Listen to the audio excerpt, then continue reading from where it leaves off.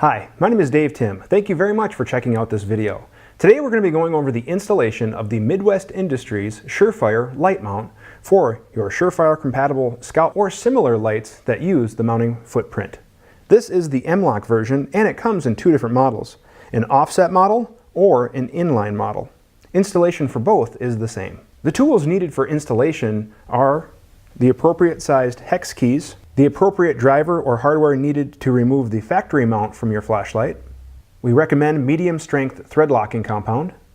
Last, you will need some denatured alcohol or similar degreasing agent to degrease the screws and hardware. We will now put a list of all the tools and required supplies on the screen. Feel free to pause the video if you would like to take notes. The first step when working with any firearm or accessory is to make sure that your work surface is clear of any ammunition or magazines and the firearm that you're working on is unloaded. Because we're going to be focusing on the accessory, please check the owner's manual of the firearm you'll be working with to make sure you know how to verify that it is unloaded and safe to install any accessories. To begin, we are going to remove the screw and T-nut from the accessory. If you find this is stubborn, you can also use a 7mm open wrench to hold the T-nut while loosening the screw.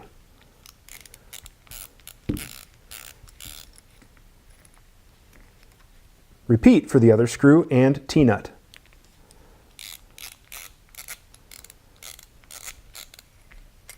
Now, using the degreasing agent of your choice, we can degrease all of the screws and T-nuts.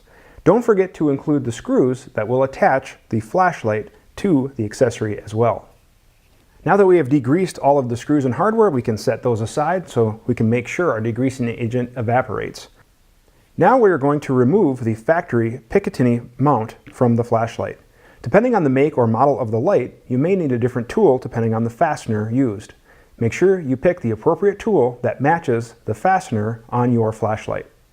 Once the hardware is removed, the mount can be removed from the light body. Set the hardware and mount aside in case you ever want to return the flashlight to its factory configuration. Now we can apply a small amount of medium strength thread locker to each of the screws. Repeat for all of the screws. Now we're ready to install the flashlight onto the mount. Simply align the footprint of the flashlight body into the machined pocket of the mount, aligning the holes. Using the two small supplied screws, we can fasten the mount to the flashlight body. Do not over-tighten these screws. The thread locker and a small amount of torque is all that is needed to secure the mount to the flashlight body. We can now reassemble the screws and T-nuts onto the mount.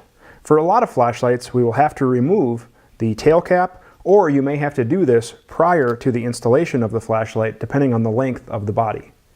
Place the T-nut into the mount and insert a screw and just secure with a few turns. We do not need to complete final tightening.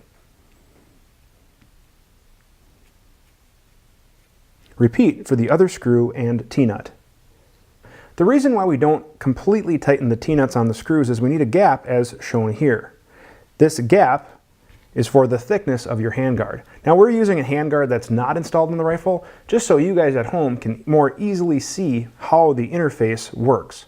We're simply going to align the T-nuts so they are in alignment with the slot. We're going to install it on the slot of your choice. Now when we tighten the screw, the T-nut will rotate into the machined pocket on the back side of your MLOK compatible mounting surface and allow the screw to grab the T-nut so we can tighten to proper torque. The final torque value depends upon the handguard or mounting surface you are attaching the accessory to. For metal aluminum handguards like this type shown here, the torque value would be 35 inch-pounds. However, if this was a polymer item, the torque value would be 15 inch-pounds. Do not over-tighten. It's always best to use a torque wrench rated in inch-pounds to perform your final tightening. So we're going to tighten this to 35 inch-pounds and repeat for the other screw.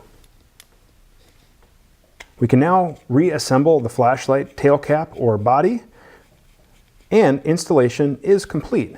Now again, we're just using a handguard mainly so you at home can see how the MLOK interface works on both sides. Now the great thing about MLOK compatibility is that it is so versatile. You don't need to keep both T-nuts in one slot. So for example, if you wanted this light to be right here, for example, you could put one T-nut here and one T-nut here and tighten down to proper torque. That's the beauty of MLOK. It doesn't matter, as long as you stay within the same row of MLOK slots, you can mount the accessory exactly where you need it. We hope you found this video helpful on how to install your light mount with MLOK. If you have any questions, don't hesitate to contact the technical support team at Midwest Industries or check the webpage for more information. Don't hesitate to seek the assistance of a gunsmith or armor if you need any assistance or this video didn't make sense to you. Thank you very much for watching and have a great day.